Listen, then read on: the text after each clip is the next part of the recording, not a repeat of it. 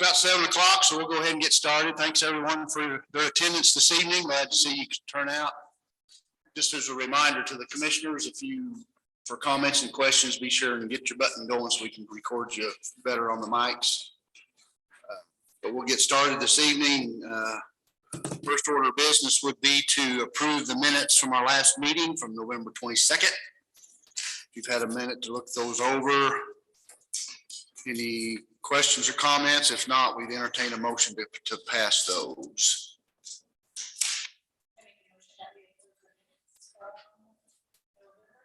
Okay, have a second? Second. Roll call vote, please, Megan. Aye.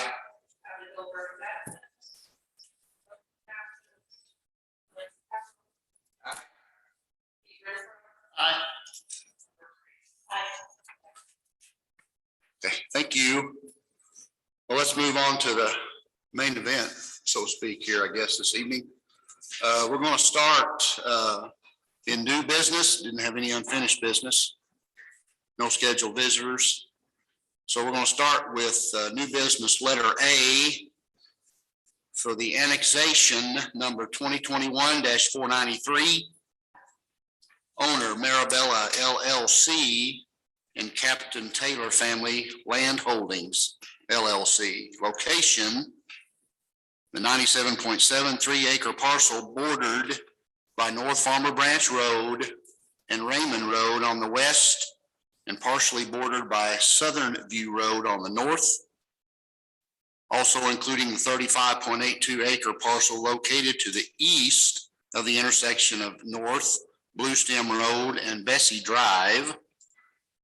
The 95.74 acre parcel bordered by North Farmer Branch Road on the west and North Blue Stem Road on the east. Cameron?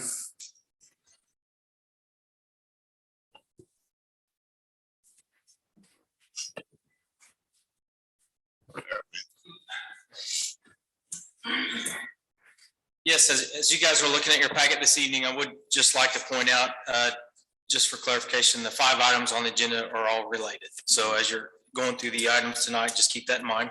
The first item on the agenda is the annexation of 3 parcels of land located just off of Farmers Branch Road, north of Indian Highway. The parcels are located within the Tier 2 of the urban service area. The city does recognize this area in the comprehensive plan, but does not intend to extend or expand the utility infrastructure services without significant offsite. Adequate services are available to be extended to the site by the developer and for their development. The property is compact contiguous to the city limits. Based on staff's findings in the report, staff does recommend approval of the annexation of the 3 parcels of land. Okay. Is anyone here to speak for the applicant this evening? If so, just state your name and address, if you would, please. Hi, my name is Jeremy Jackson. I'm with Great River Engineering, representing the applicant. Great River is located at 2628 South Ingram Mill Road in Springfield, Missouri. We appreciate the opportunity to be before you this evening, and as Cameron stated, we have a number of things that we're going to discuss. We have a formal presentation that we'll do with the zoning application, and for the annexation, we concur and appreciate staff's recommendation, and we would ask that you approve that annexation. Okay, so we may call back on if we have any more questions. Absolutely. Thank you. Okay, we'll open up the public hearing portion for the annexation to be discussed. If there's anyone here that wants to speak for, I see none. Do I see anyone that would like to speak against the annexation? See no movement, so we'll go ahead and close the public portion, open it up to the commissioners for any questions or comments that might be there for the annexation piece. If none, oh yeah, go ahead, Lexi. I just have a question for Cameron. So you mentioned that right now there are no major utilities going to that lot, but there's available nearby that they can extend to and connect to, correct? That's correct. Anyone else? So for the annexation, that would then allow this area to be serviced by the Ozark Police Department.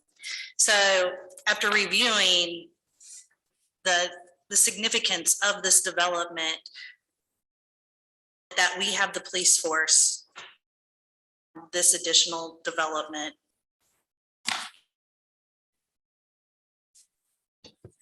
Yes, so we did coordinate with the police department, and yes, as we bring in additional properties to the city, they are committed to serve those with their services. Do we have the financial backing though to do that? And again, in coordination with the police department, they are confident that they can serve this development. I'll just piggyback off that, Cameron. I'm assuming the discussion has also been had with the fire department. The fire department, yes, they are always in the loop with any reviews of our applications, whether it be a plating or a zoning or just a construction project. We generally don't reach out, just to further clarify, to the ambulance districts as they cover a Christian County basis. But yes, the Ozark Fire District is involved in the review of these applications. Okay, thank you. Anything else? You good? If not, I'd recommend or accept a motion towards the annexation.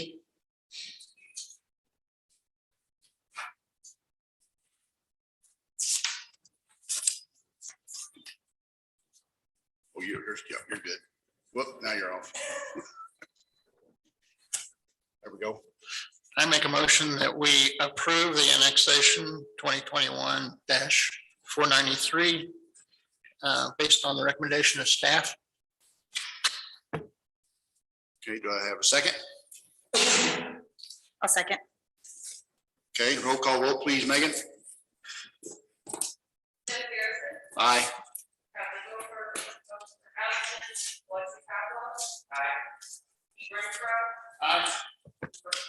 Aye. Okay, thank you. Moving right along, we'll go to the first of the three zoning amendments for each parcel.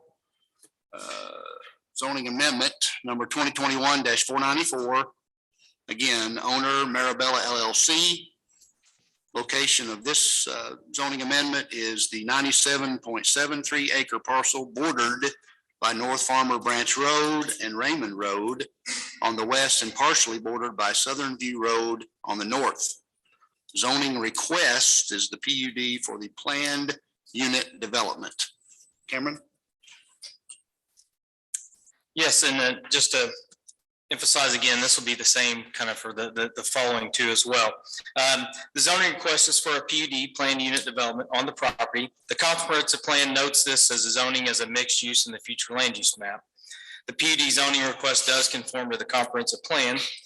The transportation overlay district will apply to this property as it is identified along the Farmers Branch corridor. The applicant has provided a separate document outlining their proposed development that they'll be presenting later on after this presentation. The proposal will conform to the surrounding land uses. During the plating and construction design process, the appropriate utility improvements will be further reviewed and evaluated for extensions to this property. Staff and the applicant has received an OSRD, Ozark Special Road District approval due to the connection to their streets of Farmers Branch and Bluestem. With their approval, they did identify some improvements to those streets as well. The applicant shall complete their identified improvements. The applicant has worked with staff and shall continue to work with staff to identify any future roadway improvements as the development occurs or proceeds. As the applicant proceeds in permitting, staff will take the appropriate time additional improvements of those infrastructure. Based on the application and staff's findings, staff does recommend approval. Okay. And would you like to present the representative of the applicant or present your presentation? Yeah. There we go. Hi, so I'm Brad King with Mirabella LLC. I'm the developer, or one of the developers, that is. And so I thought it was important for me to talk today to really just introduce this project and kind of tell you a little bit more about myself and where I came from and why we're planning to do this. And so, for 20 years or so, I've been, building and developing and looking for a great place to do a unique type of development. And we landed on this piece of property. It came available by happen circumstance, I guess, but it was in a perfect location near to where I was looking to do something in this manner. And it happened to be of a size that you could really truly create a unique community. And so whenever we saw that and heard about the property, we jumped on that opportunity. And I have been doing development over the years and seen how a lot of guys go about doing it. And I've always been intrigued to try to do it just slightly different, and traveling around and seeing different developments throughout the area. Throughout the United States. I always thought, boy, it sure would be nice if we could bring some of these unique characteristics of a development that combine, commercial uses and single family residential uses and multifamily residential uses, along with, potential of bringing in sports complex and just really create this sense of community inside of a community. And it all really came to fruition here. And I started to search for partners that would be well suited for this, that kind of carry the same vision that I had for a community. And so I started to look for professionals in the area and professionals outside the area through which I have met over the years in traveling and going to trade shows and whatnot. And so some of them that I'll introduce are actually not from around here, but I brought them in because of the unique perspective that they'll be able to bring to something like this because they've done it before in other parts of the country. And then also coupling that with people in this area, such as Great River Engineering, and to really think through, and and Emory Sapp as well, to really think through, like, how can we pull this off in our area by using other folks' knowledge from a different part of the country and really do this right the first time. That was ultimately my goal. And so through that, I want to introduce the people, the partners that I have, and one of them is Jeremy Lake and Douglas Kafeltz, and they're with Union Studio, and they're actually out of Rhode Island. And they'll talk a little bit more about their background and how they have created this type of a community across the country.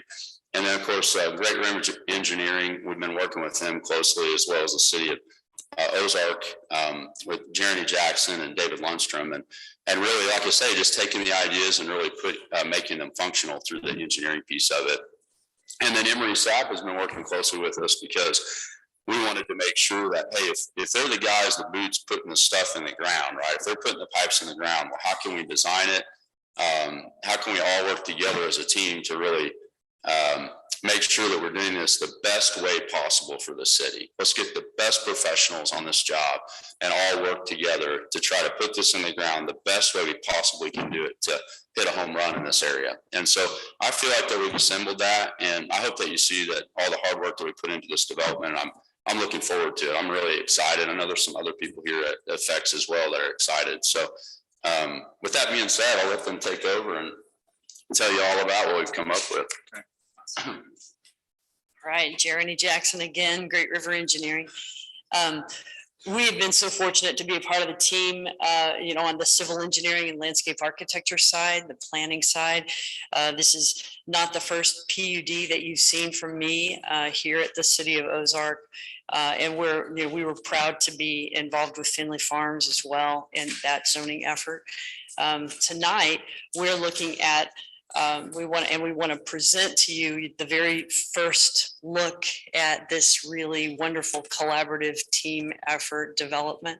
And so with that, I'm going to turn it over to Union Studio. We're going to go through the presentation. So we want to make sure that you can hear them. And guys, don't forget to say who you are and give them your address as well. Good evening. Can you hear me okay? Yes? All right. Good evening. Thank you, Brad. Thank you, Jeremy, and members of the board. Thank you very much. And I need to start by saying I appreciate you letting us participate virtually. We were excited to be there in person last month, but we understood that that didn't quite work out, and my wife would have been less than pleased if 2 days after Christmas I was needing to head out. So I really am thankful that you're giving us the opportunity to present virtually to you this evening. So my name is Douglas Caulfels. I'm principal and managing partner of Union Studio Architecture and Community Design. And we are an architecture and planning practice, as Brad mentioned, that's based in Providence, Rhode Island. But as I'll speak about a little bit later, we do work throughout the country, and most of our work is focused on community and neighborhood planning as a whole. And I am or was joined this evening by Jeremy Lake, who is our director of community planning. And between the two of us, we were going to present this evening. I was going to provide a bit of an overview of our practice, and then a little bit of an introduction to traditional neighborhood planning, which is the basis upon which the Mirabella project was developed. And then Jeremy was going to walk you through the plan in a little bit more detail. If he's able to connect again, that will be the plan. If he is unable to connect again, I will do my best to make it happen without him. But is the presentation, does somebody have it up on your end? And how do I just ask for the slides to advance, et cetera, or is it something I need to share on my end? It is up on our end. Okay, I just can't see which slides you're looking at, so I will do my best to figure this out. So hold on one moment. Okay. All right. So hopefully you're seeing a black screen that says Mirabella. If you could click to the next slide. As I mentioned, I'd like to give a brief introduction to our firm, Principles of Traditional Neighborhood Planning, and then we'll do a quick overview of the proposed plan and then open things up for discussion. I will try to keep this brief. I know we're trying to not have a presentation that goes on too long. So you can skip to the next slide, which says section 1 introduction, and then you can go right to the next one. So Union Studio, we were founded in 2001. My partner and I founded the firm, and we had both worked in larger firms previously, working on larger institutional kinds of projects. And we both sort of independently, we didn't know each other back at that time, but we sort of met each other right around the time that we both sort of left those firms, because we really wanted to focus on what it meant to really create a civic contribution to communities and to really focus on the design and repair of neighborhoods and communities as a whole. And that really led us to how we started our practice, and we sort of gone from there. You can go to the next slide. And our mission, very simply, is really just to use the power of design to enrich lives and strengthen communities. You can go to the next slide. So we were founded in 2001. We are Providence based, and although we are based on the East Coast, we've been very fortunate in that the design and the work that we do and the approach that we take to neighborhood planning has given us the opportunity to work throughout the country, and internationally to a degree as well. So we have work in Texas, Arkansas, Oregon, Washington, Michigan, Virginia, and certainly throughout our home region of New England. But it's certainly given us the opportunity to understand and see how community design and planning based on traditional principles is appropriately applied in places throughout the country, because every neighborhood and every type of community is certainly a bit unique. We're a 25-person firm, so we're not huge, but given our focus, we have a really broad skill set of architects and planning expertise in our practice, and we think that has given us the opportunity to do some really impactful things over the years. You can go to the next slide. So you should be seeing a slide with a series of images. This is just a smattering of images that demonstrate the fact that we do community and neighborhood master planning work. And then we also design and implement architecture at various scales that then become the pieces that frame that community over time.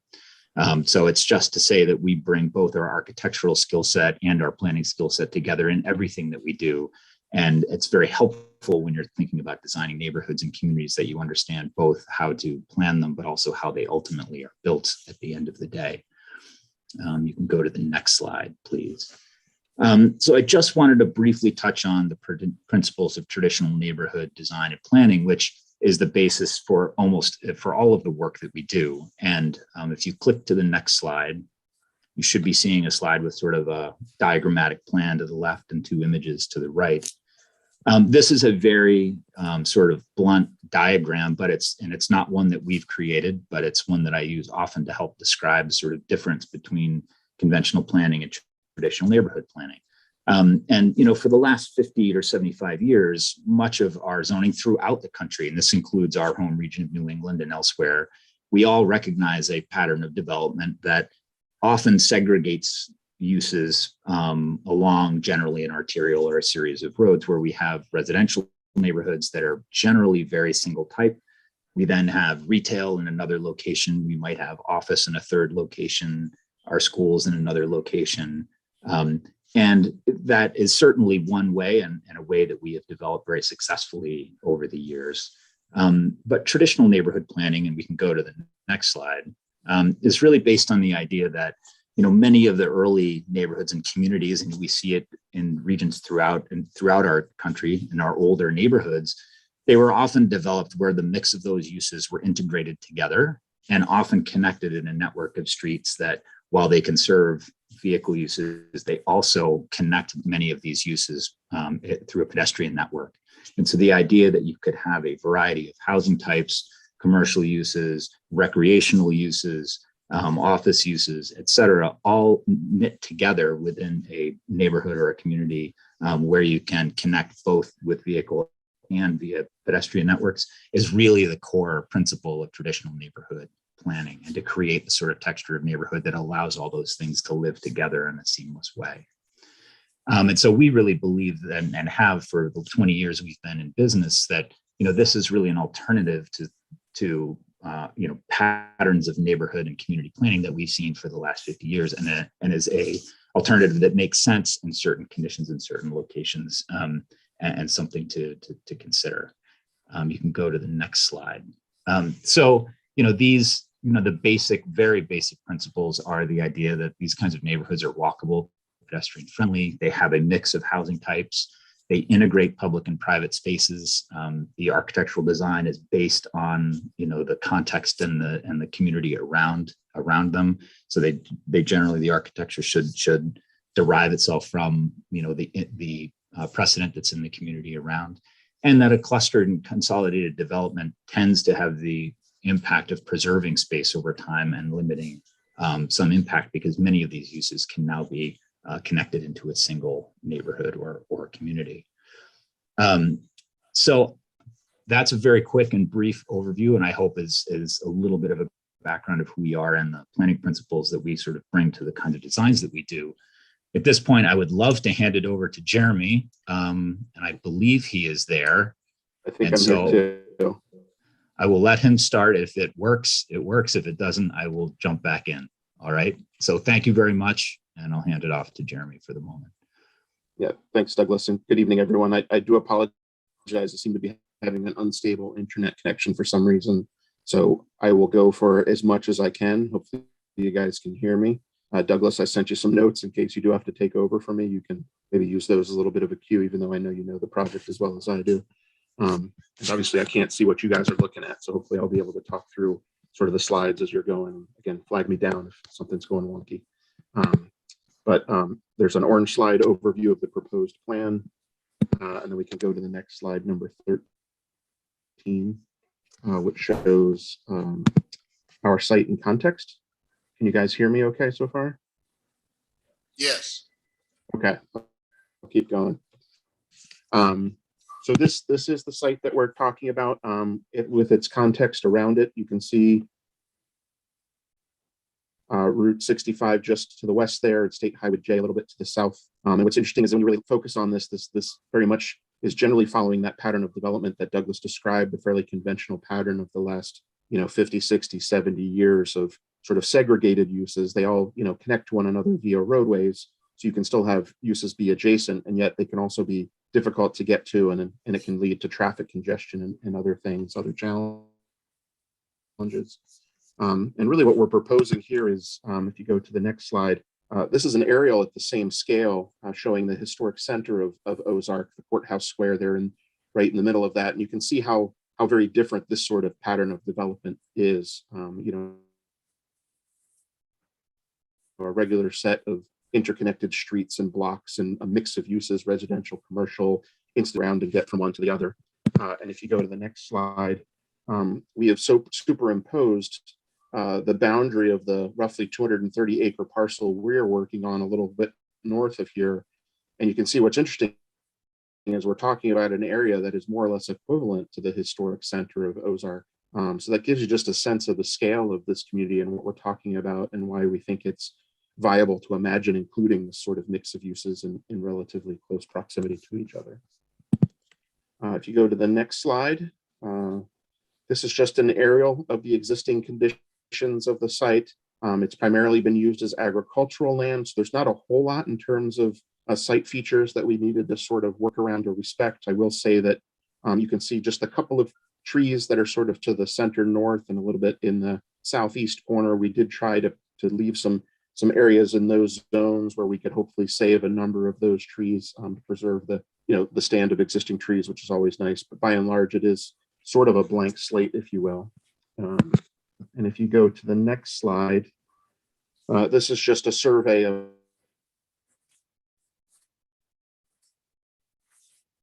those parcels with the recently reconfigured. The curving parcel line will make sense in a minute when you see sort of what we were proposing. That was done to respect some of the right of ways that we were going to be setting up in place. But again, this is just the existing survey. You go to the next slide. This should be a very colorful plan. This is our proposed site plan. And as you can see, we're proposing a big mix of uses and types interconnected and interspersed around the site.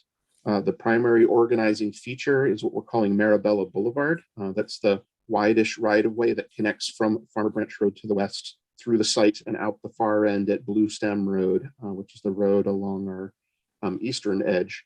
And we really saw that as sort of the central organizing spine for the whole community, if you will. Where that intersects with Farmer Branch Road, we have proposed a village center. That's the area in that sort of red color.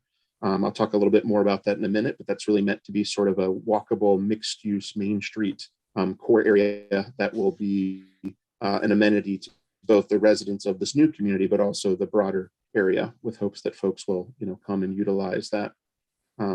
Immediately adjacent to that, to the north is a multifamily village, to the south is a commercial village. So again, probably similar in terms of their intensity of use, but one leaning more residential, one leaning more commercial, whereas the village adjacent to Farmer Branch, where they would have easy access to and from that as the larger connector to the larger region. To the north of those, we are proposing an athletic complex just off of Raymond Road, there in the northwest corner. That will also, we think, be a real regional amenity that will include a field house with a number of indoor courts, as well as a number of outdoor soccer fields. But instead of sort of just sticking that off in some corner away from the community, believe it or not, we actually have the proposed residential units facing onto those fields. And so in some ways that will feel like a front door for the community, and folks can be out on their porches watching the soccer games happening. And hopefully it'll have a very sort of neighborly feel, even though it's a regional athletic complex. Really is a mix of residential types. There's 6 different lot types that we'll talk about in a minute that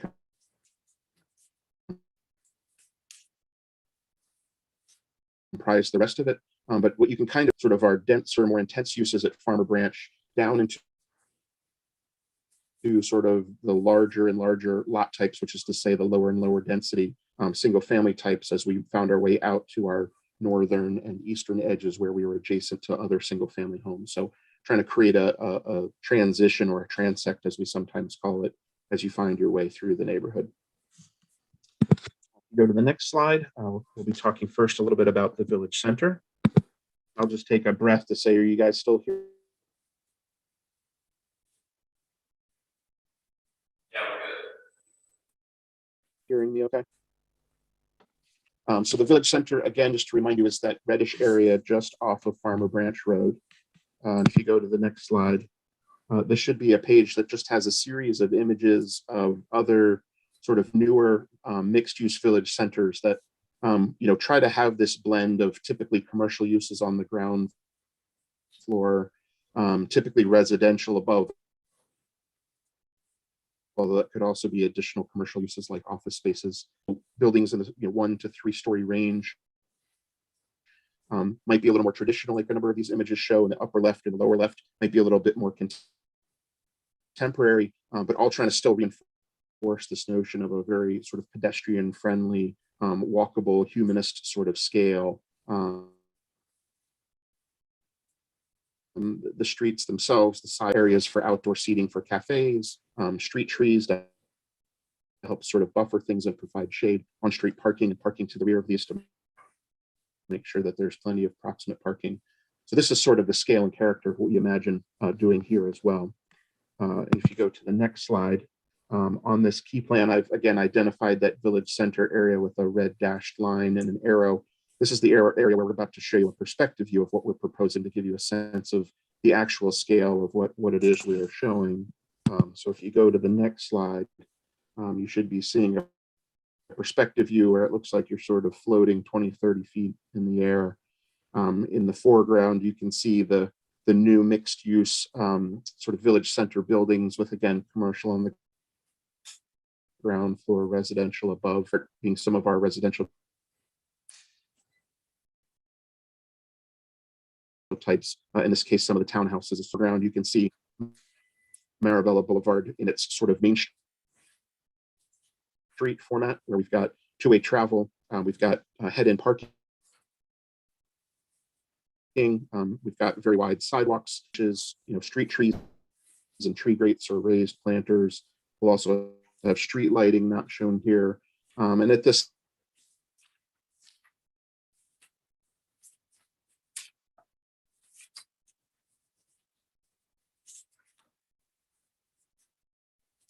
a little bit like we've shown.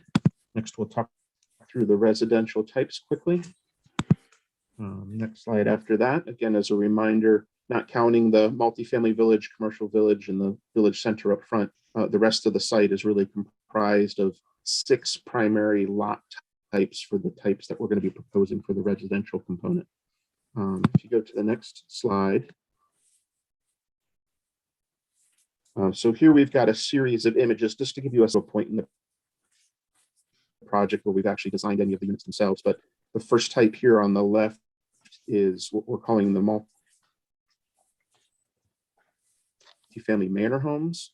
So these are, so in the end, the scale and character of those feels more like a large home or a manor home, if you will, than it does what we might typically think of as a multi-family building.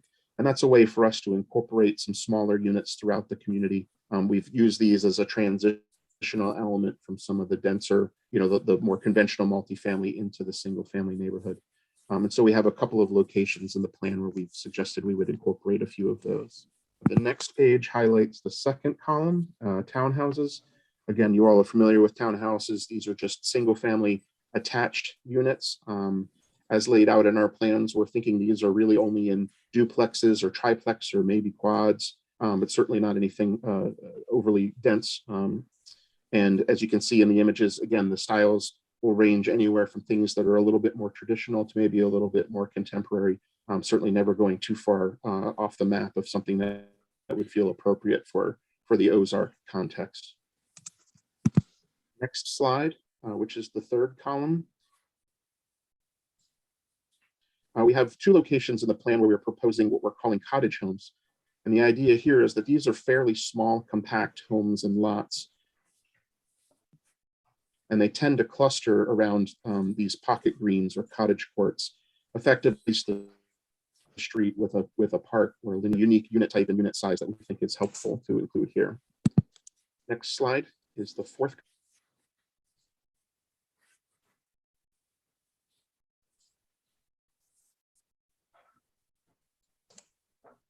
column, that which is probably the most of a private alley in the back that we'll talk a little bit more in a bit, which allows us to have all of the street frontage really dedicated to the residential unit itself, no garages, no driveways. So you can get some really wonderful streetscapes, front porches, front stoops connecting those homes out to the streets. And you can do a slightly narrower lot as a result of not necessarily worrying about a garage on the front, but instead having the garage in the back to the rear of those units. And again, there are precedents of these types all over the country. The fifth type, the fifth column, we have a handful of these that we're calling the single family classic homes. These are on a similar size lot as the alley homes, but don't have an alley behind them. So they might have, a single car garage, as some of these examples show. And these were really to help transition from the smaller alley home lots out to the larger estate home lots that make up a lot of the periphery of the site. And so next slide, the last type there are the estate homes. Again, these are a more conventional lot, what you might expect to find in some of the other surrounding single family communities. So again, at our edges, transitioning out to these sort of larger lots as a means of transitioning down in scale to the surrounding context, and providing a type that's also still very popular in the Ozark area. And again, if you go to the last slide, what that really lets us do is provide a big range of unit types from sort of small.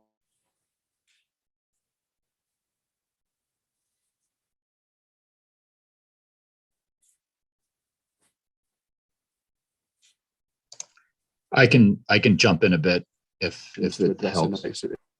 Oh, go ahead, Jeremy.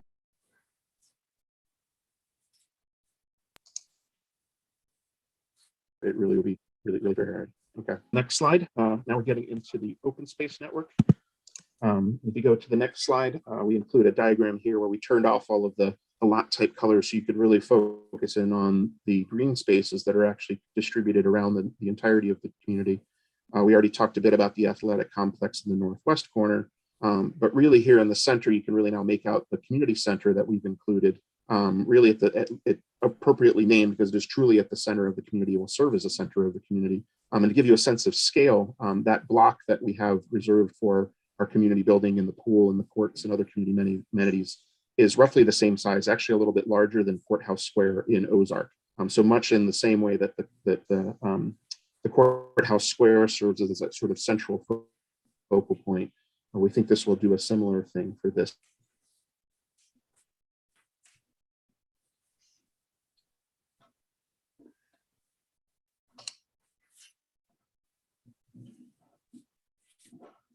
We have a number of smaller streets themselves.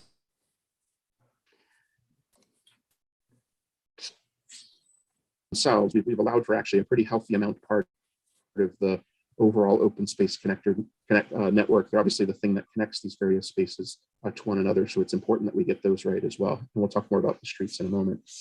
If you go to the next slide, this is just a series of images, again, trying to give you a sense of what we're intending to do here. A mix of more formal and more informal plantings.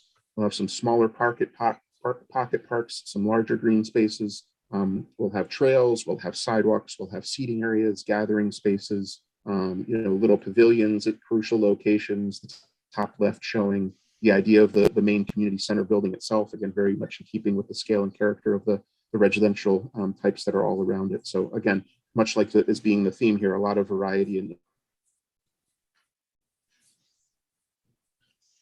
interest as you move around the community.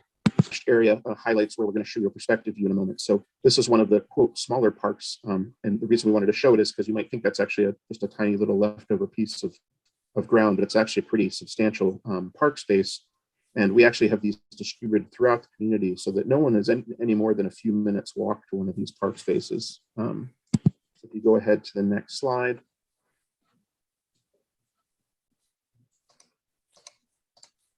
This should be the perspective slide showing a neighborhood with a houses with a green space in the middle of, just to make certain we're all on the same slide. Very decent.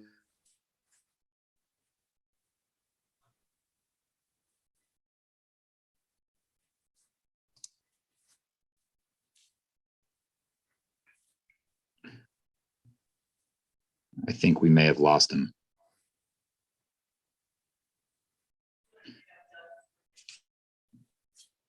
So I'll jump in there. So the view is the three-dimensional perspective view that you see there.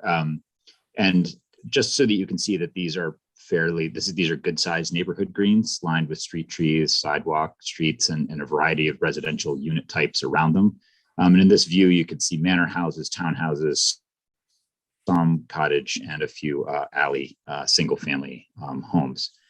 If you go to the next slide, we're just going to talk a little bit about the street types. This is just obviously the title page. You can click right to the next page, which should be a plan with a series of dotted lines of different colors that you can see there. And just much like our approach to the various uses and building types and open spaces, we're obviously also proposing a variety of street types throughout the community. And in general, the individual components are somewhat similar. It's a matter of how they're combined in response to the things that are next to them. If you go to the next slide, you can see sort of a typical residential street. And we won't be going through every variation of the street type in the plan, but we wanted to just highlight a few things in the plan, or in the street section, just to illustrate our approach. So this particular sheet are the streets that are highlighted in dark blue on the key plan and are really sort of the typical neighborhood street. And these are, the streets themselves are 20 feet wide from face of curb to curb in the travel lanes. And this dimension meets the requirements of the NFPA. And so address emergency access concerns while also not being so wide as to promote, higher speed, which is something we're very cognizant of generally. Where we include on-street parallel parking, these parking lanes are 8 feet wide and are periodically interrupted by a planting bulb out so that they don't feel like it's just one long plant or a parking strip along one side. Residential sidewalks are 5 feet wide and are set back behind tree strips that are typically 8 foot 6 inches wide, 8 feet less the dimension of the curb, that is. And this dimension should help promote the health of the trees while providing a nice buffer between the pedestrians and the parallel parking spaces. As a team, we've already initiated conversations with the appropriate public works and utility providers to coordinate these ideas. Obviously, we have plenty of work ahead, but we're confident that we can come up with solutions that obviously work for everybody and with the standards that you're accustomed to. But as you can see, our intention is to include front porches and our stoops with all the homes, promoting a sense of security and community at the same time. If you go to the next page, you can see there's just a series of street sections on this page. And this is just to demonstrate a variety of the different street types that we're suggesting throughout the plan. And they create the sort of variety, the neighborhood variety, and respond to the, how primary or secondary the street is throughout the neighborhood. If you go to the next slide, it's again back to a plan that's highlighting a series of what we're calling the alley conditions. And these are the alley conditions as well as the paths and walkways. And those, if you go to the next slide. So in addition to public streets, we also include a network of private alleys, sidewalks, and trails within the blocks and open spaces that reinforce an overall interconnection network of vehicular and pedestrian ways. And this is the typical residential alley, which is really the shared, what I would call a shared driveway that runs behind the residential blocks where the front porch homes are facing the primary street. This is really your access way to your garage in the back of your property. These are essentially, these include low traffic levels only used by the residents of that particular block. And we've proposed only paving these 12 feet wide, which is just enough to pass at a slow rate of speed. However, we're preserving a 20-foot easement in these locations because we want to make certain that there's an ability for emergency vehicles to get there if need be. And then the very last image is just a residential street perspective. And this is really just to help illustrate what our goal is in trying to create a typical residential street experience. And you can see the street at the width that we're discussing, the planting strip, the sidewalks. And in this particular street, these homes have the alley network behind them with the parking behind. And that means that you don't have driveway curb cuts in between each home, interrupting the pedestrian experience along the street. And this is a very important component of creating a really healthy pedestrian network in the residential neighborhoods that we're trying to create. So with that, hopefully that's been a good overview of the overall plan. Again, very appreciative of your time, and sorry if this was a little bit interrupted and a little bit staccato, but appreciate your time, and I'll hand it back to Jeremy. Thank you.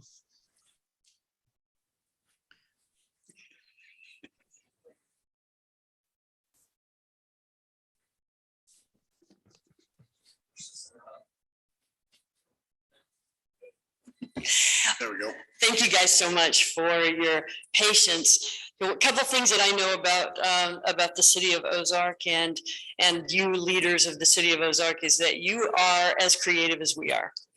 And so I know that when there were blanks, when there were pauses, when there were those spaces in that presentation, you were filling in those blanks because you'd already done your homework. You've already looked at the PUD. You've already unfolded all of the exhibits and taken a look at them. And so you were on top of that, and I appreciate that. And thank you for your patience. We are submitting this PUD.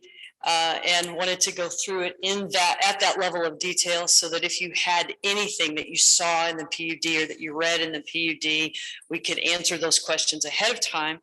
There are 3 parcels, and we're gonna stand up for the other 2 parcels as well. Clearly not gonna do a presentation for those.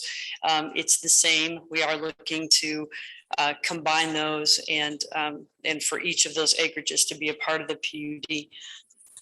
PUDs are intended to actually look at a creative way to develop. As you can see, the level of development here, the creativity and the quality of the space and the neighborhood that we're attempting to create that addresses places for people to live and work and buy their coffee or even recreate with their children at an athletic center.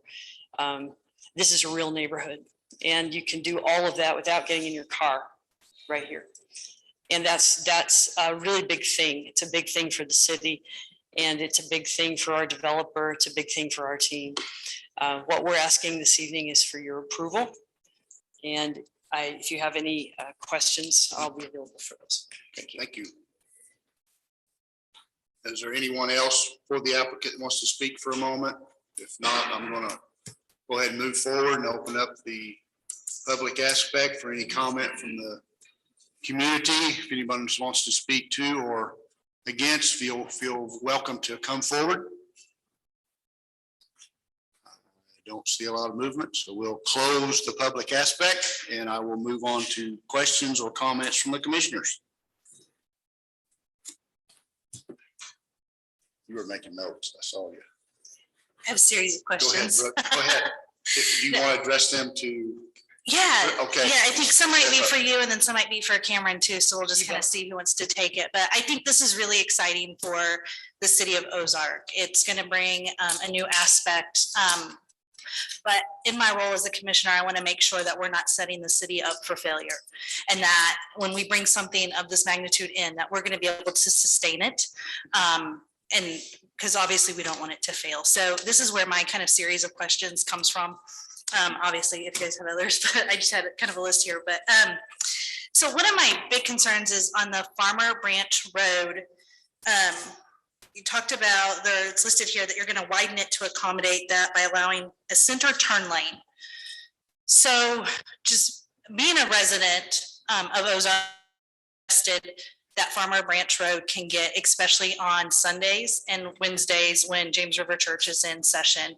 And we're bringing in thousands of people. And then we're going to add in another 864 units to this area as well. And I know that there's a traffic study and I looked at that and, the daytime trips and the evening trips and all of that. So I guess my question is, why are we just adding a center lane and not adding a total of like 5 lanes where you have 2 northbound, 2 southbound, and then the center lane? Because with this growth, I want to get it right the first time.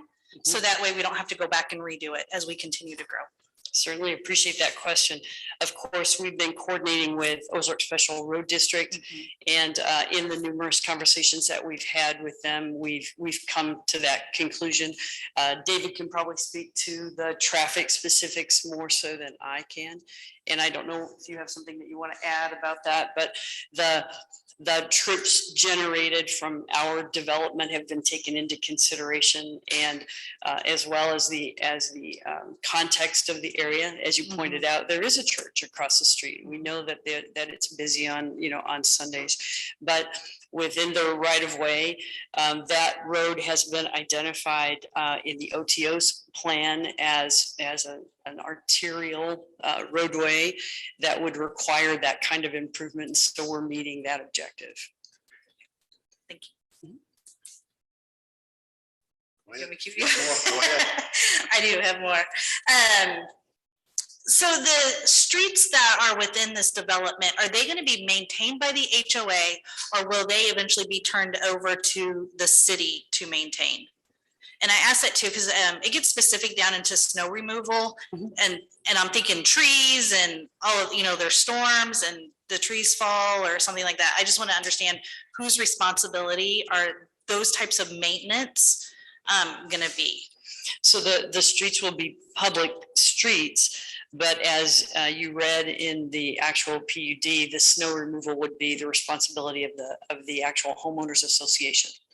Okay, So but like streetlights, the land, like the tree, all of that kind of stuff would fall back to the city. I don't know. I don't know that we've talked about the trees per se. The streetlights are a requirement by Public Works. We have to meet that requirement. And so those are, you know, will go in that right of way and be maintained by the city, of course. Street trees will be placed in the right of way and would be, I guess if they're in the right of way, there'd be some responsibility of the cities as well. I think it's in everyone's best interest to not only have street trees, but to also maintain those trees. So I'm sure that the homeowners association wouldn't want to see anything, wouldn't want to see them die or break or whatever without taking care of them as well. You want to comment? I was just going to add, that is correct on the street lights. If they are the ones that the city does require and they're installed, they install the lights that is provided by Liberty Electric. Those would be maintained by the city / Liberty Electric. But if it's anything outside of that norm, then they'd be on private property and maintained by the developer. Okay, thank you. And then on, I think it was page 9, we talk about the setbacks. Cameron, this one might be for you, but with those setbacks, do those, the front, the side, and the rear, do those align with the ordinances that we just set for the RSF 1 and RSF 2? Not necessarily. They, with the PUD, they're proposing their own setbacks and staff is approving of their proposal setbacks, but they don't necessarily align. Okay, because they don't have to. Okay, very good, thank you. And then I think this last one is just more of a comment, because with this growth, I think it'll be important as a community in Ozark that we support the use tax, if ever put forward again, and transportation tax, because that's where we're going to get the revenue to help sustain these city streets, the infrastructure, and so in the police force and all of that. So I would just encourage those that are here, are listening, or that are going to watch the recording, that as information is presented on this, we pay attention to it. I know nobody likes the word tax, but I think that this development is exciting, and I want to see it happen. But we have to do it right, and we have to be able to sustain it. So those are my Appreciate questions your and comments and questions. Thank you very much. Anyone else while she's still here? We all good? If nothing, I would entertain a motion for passing of the first zoning amendment of the parcel.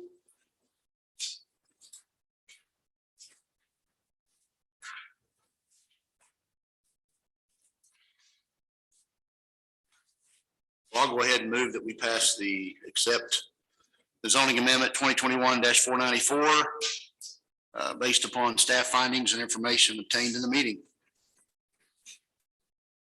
Do I hear a second? Roll call vote, please, Megan. Jeff Harrison. Aye.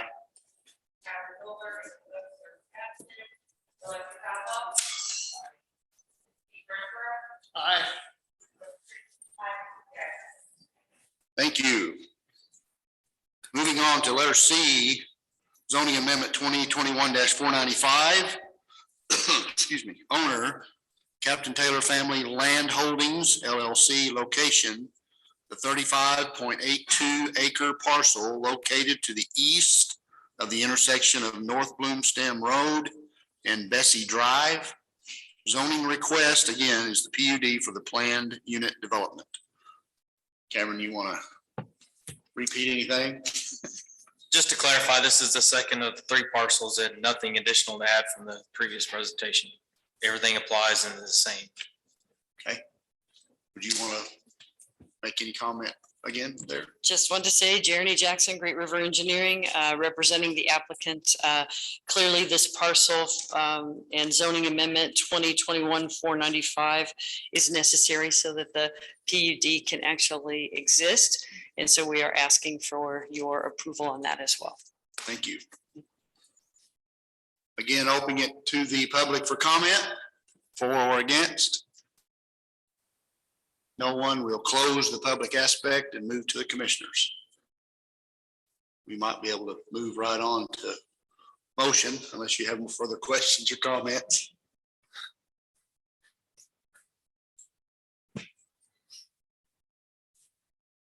I make a motion to adopt zoning amendment 2021-495 based on the recommendations of staff. Thank you. Do I have a second? I'll second that. Thank you. Roll call again. Megan, please. Jeff Harrison, Aye.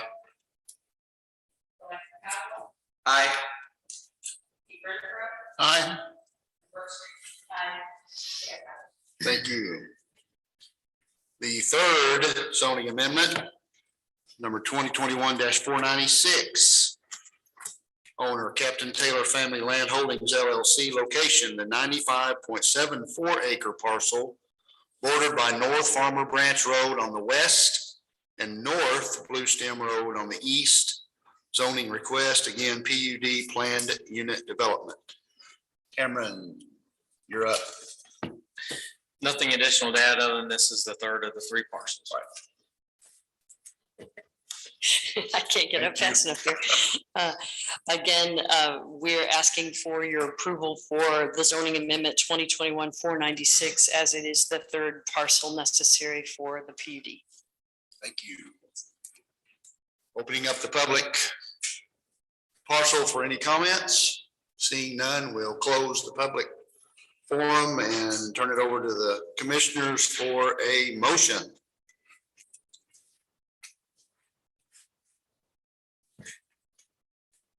I'll make a motion to adopt zoning amendment 2021-496 based on staff recommendations. Thank you. Have a second? I second. Roll call vote, please. Jeff Harrison, Aye. Alexa Powell, Aye. Pete Renfro, Aye. And thank you. Okay, letter E is for the preliminary plat for the Mirabella North subdivision. Owner Mirabella LLC and Captain Taylor Family Land Holdings LLC.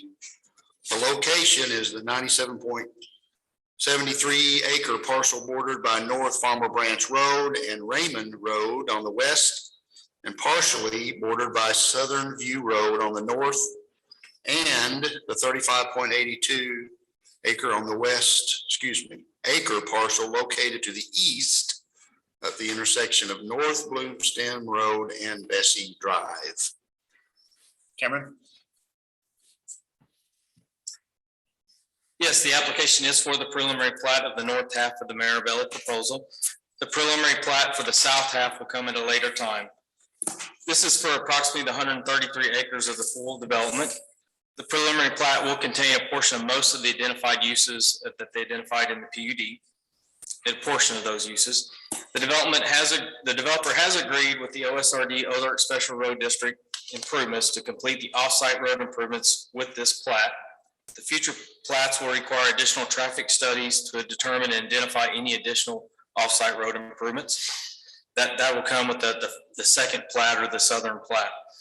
The developer shall extend the offsite water and sewer utilities to serve this development. The water main shall be looped within the development for redundancy so that it's not supplied by a single source. As the construction documents are completed and submitted, staff will further evaluate and review those for conformance. The proposal will provide a regional stormwater detention system or collection system to serve this entire development. The preliminary plat proposal does conform with the PUD that they are proposing. Based on staff's findings and reports, staff does recommend approval of the preliminary plat. Thank you. And who will speak for the applicant on the preliminary plat? Just your name and address, please. David Lundstrom. I'm also with Great River Engineering, 2826 South Ingram in Springfield. We're here representing the applicant for what we're calling Mirabella North, which is the north, kind of the north half of the property, the tracks 1 and 2 that we just talked about as far as the PUD. Any specific questions you all may have? I don't have anything specific. We may call you back. You have something, Lexi? We'll call you back. We have a question for you. Thank you. Does anyone else want to speak in part of the applicant? If not, I will open the public portion of this, see if we have any comment from the public. Seeing no movement, I will close the public portion and move it to the commissioners for questions or comments. And I'm going to make a comment, I think, referring to one of the questions you had, Brooke, and back me up if I'm right, I think. On the Indian improvement, there will be a center lane, but also a northbound turn lane. Is that correct? Into the main, I think I read that somewhere. But like you'll have your middle lane to basically turn coming from the north, and there'll be a north. I don't even know what I call a turn lane that's a little added lane to actually turn into the development. Okay, so for further clarification, the agreement that we came to with Ozark Special Road District, per what you said, will be a full-length center turn lane where our property abuts Farmers Branch. As far as the northbound traffic turning into, who would be turning into Mirabella Boulevard, it will not be like what you're thinking of, like a full drop right, what we call a drop right turn lane, but it will be an expanded radius and it kind of an area 75 to 100 feet long, maybe, where they can begin to transition off the roadway and maybe not have to reduce their speed quite as much to enter and create that backup for people potentially behind them. And that's what that was ultimately what was agreed to with Ozark Special Road District for this first, the north half of the development. Okay, thank you. You're welcome. I just want to clarify again. So my understanding is, based on this north side, the roads improvement will be done per that study. And then before the second one, or the south end, there'll be a new study done to make sure that everything is in compliance with the, is that my understanding? Is that correct? That is correct.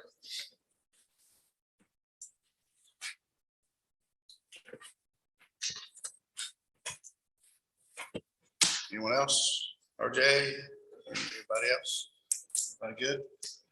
No questions or comments, we would entertain a motion.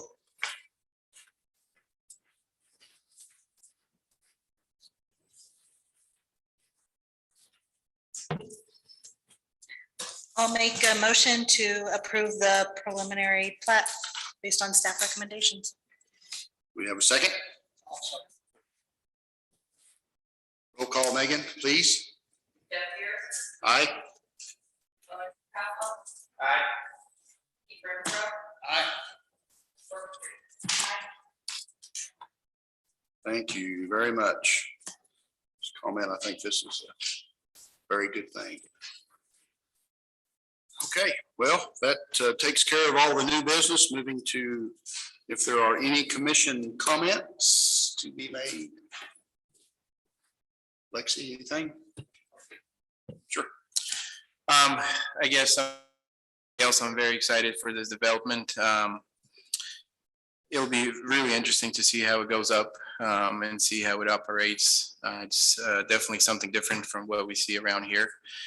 And if it works well, I hope we see more of this development in this area, not necessarily Ozark, but just in Missouri. So it'll be great. Thank you. Do you think, Brooke?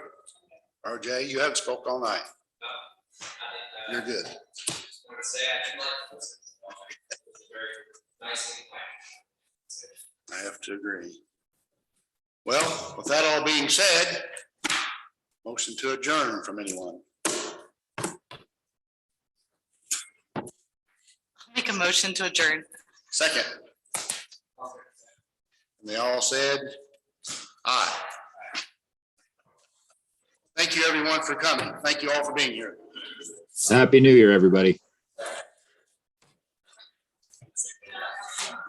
Thank you. Appreciate it. Thank you.